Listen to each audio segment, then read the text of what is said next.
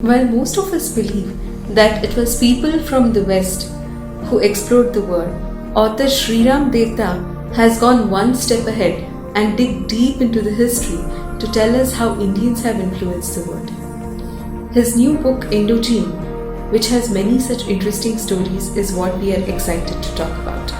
Author Sriram is with us to share some of these real stories from his book. Welcome, Mr. Sriram. Sriram, I was very interested when I heard about your book Indogene, that Right, about Indians and the influences that they made across the world. right, For instance, in one of your books, Suriname's Surname, you right, tell about this Dutch lady who has Indian roots. How do right. you know about her? So I think you're talking about my friend who I met in London. I ended up, this was something which took me to that country. She's Okay. not a character in the story. She was Mm. a friend I met when I was studying my audio engineering in London. Okay. Okay, so when I spoke to her, she said she was Dutch, but she looked, obviously, it's evident, right? She looked Yeah. quite British. She looked like she had some Asian traits. And I asked her, and she was like, "Hey, my parents are part Indian." And when I asked her how, she told me that her ancestors were from Suriname and decided to move to Netherlands at that time. Oh, So that's how I got to know about that. And can that is what gave me the awareness that, oh, there's a country called Suriname in South America which has Indian sort of roots in that sense. can you throw more light on this, on how these Indians went and settled in Netherlands?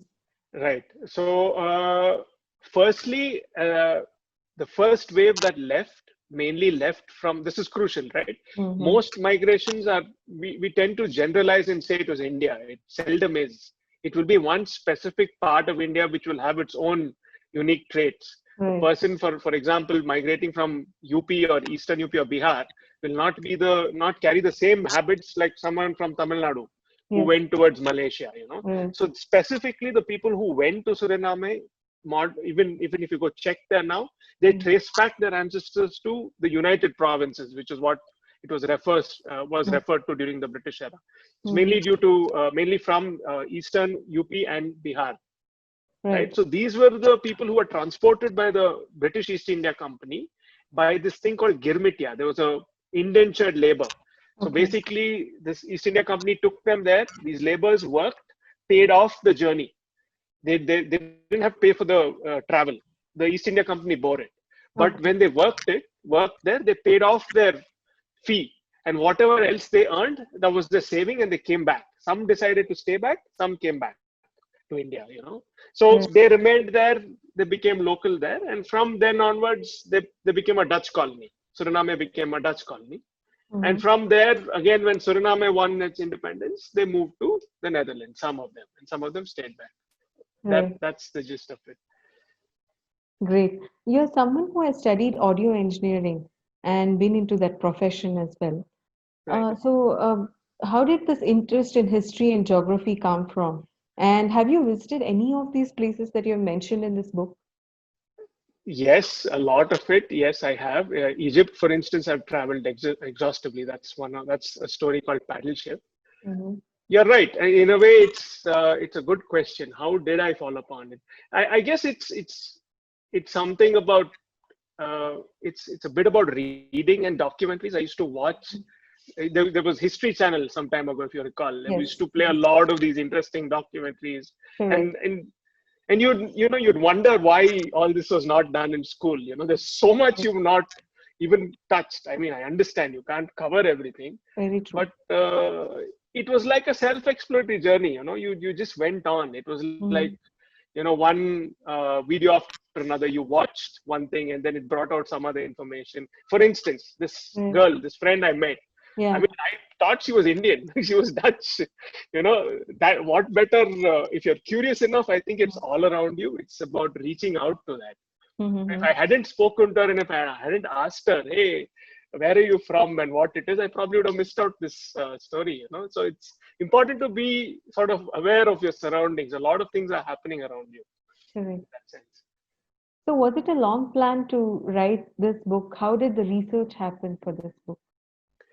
Frankly, I made it up as I went along. I really didn't know when I penned down the first story. I mean, this is something they talk about a lot, at least in author circles. You plan the entire thing out, so you trade away the magic that could come by actually writing it. As you're writing it, there's a saying, right? Right. Characters evolve as you write. Correct. So, I mean, for instance, Love's the idea. I didn't even know what the ending was. It wrote itself, I should say. Right. So do you plan it to such a rigor that you give away you don't leave any hope for that magic which could happen, or do you just randomly write and not know where it goes? No structure. So there's a bit of a trade-off. Some stories were something that I was able to write, which I had subconsciously was working on the background. Some of it was clear that okay, this story, I think this could be the plot. This is where it could be set up. For example, Paddle Shift was that, because I traveled in Egypt and I fell in love with that country. Right. Absolutely phenomenal. I was like, I must give this out in some form to whoever's not gone there. So this is my subtle way of pushing Egyptian tourism. I don't know if it does it, but it is a country that I think someone should definitely visit. Of course, now we can't. At least by reading the story, you could visit it. But to answer your question in short, I don't think there's one rule. I don't think there was a plan. In fact, to put it even more succinctly, that I didn't know what the theme was going to be about until I finished about 3 stories, 3-4 stories, and I'm like, okay, I think this is the only common thing there is. There isn't any other commonality between the stories, at least as far as I can understand, or at least my intention. The only thing common is that Indian undercurrent civilizational sort of a unity. That's the only thing common. Okay.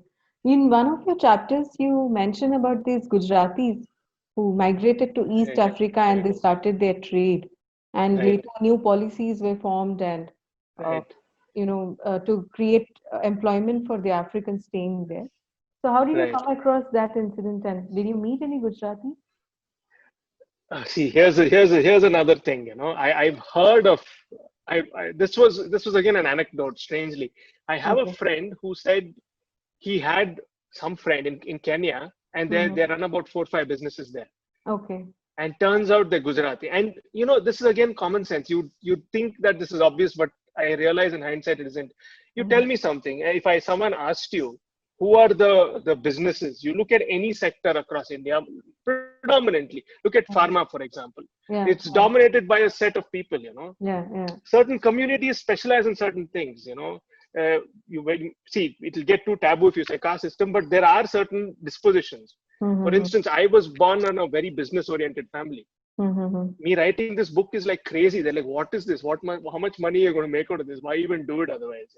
It's a little funny because there are certain habits that are built into you without you realizing, because you are born in a certain family. And that's something that I think you'll have to think about as well, because you would have gotten certain strengths.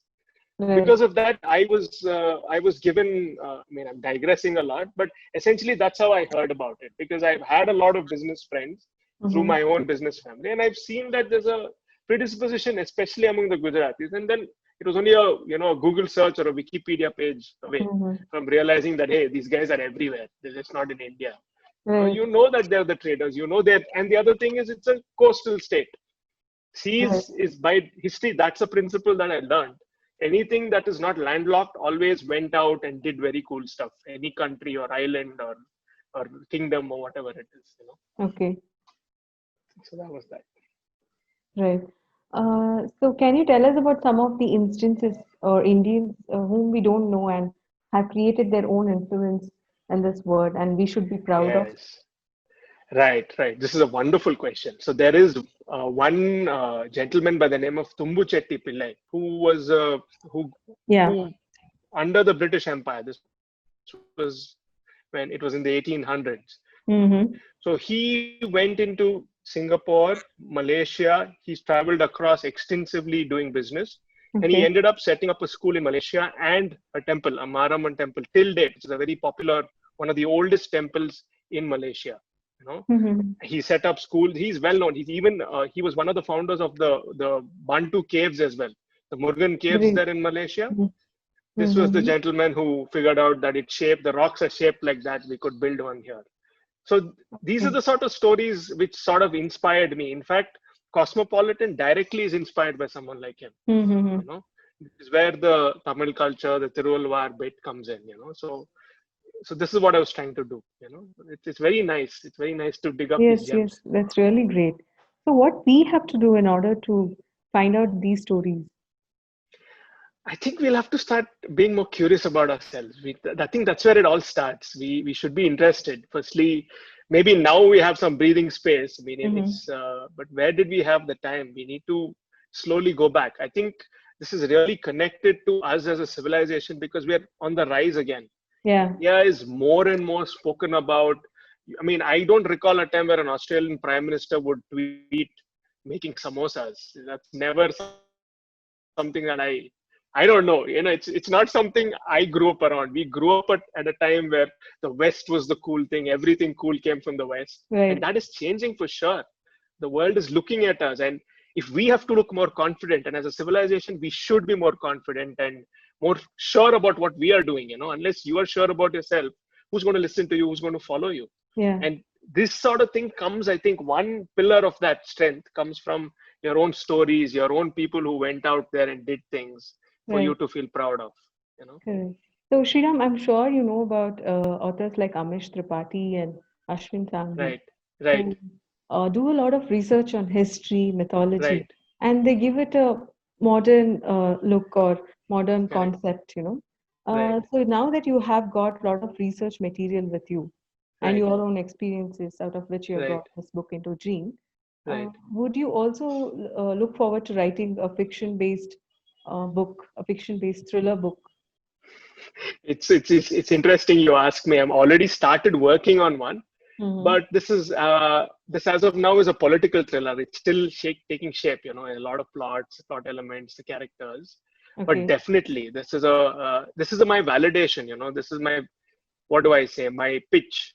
Now I've sort of sure I've spoken to enough people, you know, Mm-hmm. and I hope you read it and you should also tell me that Sure. they did tell me. My English teacher also, I sent it out to her. She was very happy. Okay. Great. So I was like, ma'am, I mean, I finally learned something from your class. Whatever you taught me was not all waste. It's not just that I wasted time in your class. So she was thrilled. Right. And she also said you should write. And I was Mm-hmm. like, if my English teacher says I should write, then I should write, right? You know, Right. it's a validation. It is as good as it's going to get. So definitely, I thoroughly enjoyed the process, and I really Mm-hmm. want to do it again for sure. So yes, thanks for the input. I think that's another thing I'm going to think about. It's in a very initial stage, so I probably should take inputs from people saying maybe this is the direction you should go in. You know. Great. So We too thank look you. forward to read that book. Absolutely. For now, I will send you a copy so Thanks a that you lot. can read it. Right. So I know the lockdown period might have been a blessing in disguise for you to complete your book, right? Oh no, I mean it sounds insensitive, I guess, because it's very, you know, it's traumatic for everyone. But Mm-hmm. for me personally, I don't know. Thank God, whatever. This was a book that I'd put off. You know, like I said, I was working for an acoustic consultant. I was traveling to Hyderabad. We were working on different projects. You know how it was.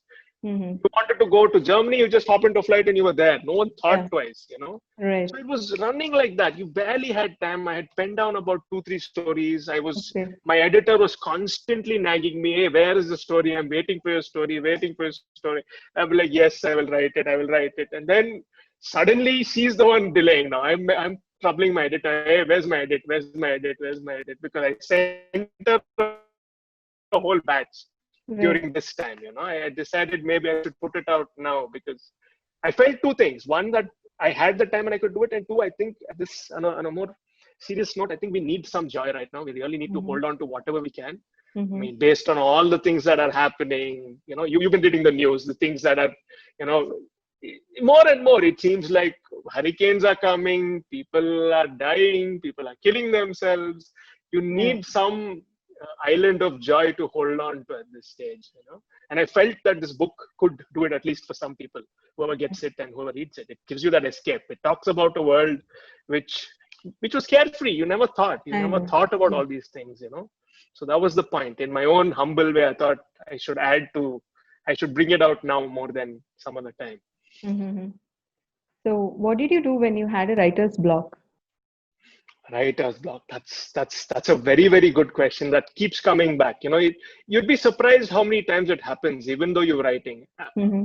So one of the things that I did, there's one story in the book called Sinatron Scandal. It talks around, it's around the Me Too movement. Right. Yes. And that was a story which me and my editor, I think we would have killed each other. She was just not happy with the way I had written it. She felt this was off.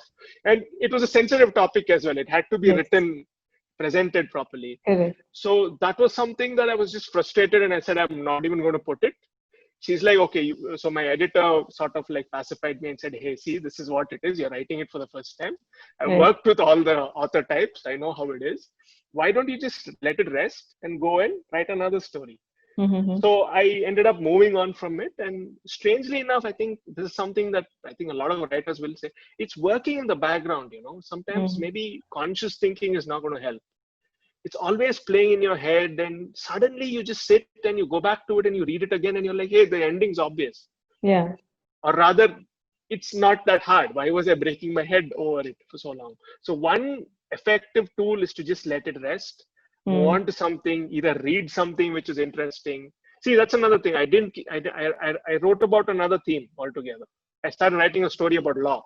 No connection at all, Yeah. So it put me in a then I came back like a new person writing it for the first time, So that was one technique that I used. The second is some amount of discipline. I mean, I know I said I was sloppy, but I realized when I did write those stories together, there's also the burst of creativity, just like how we have a block.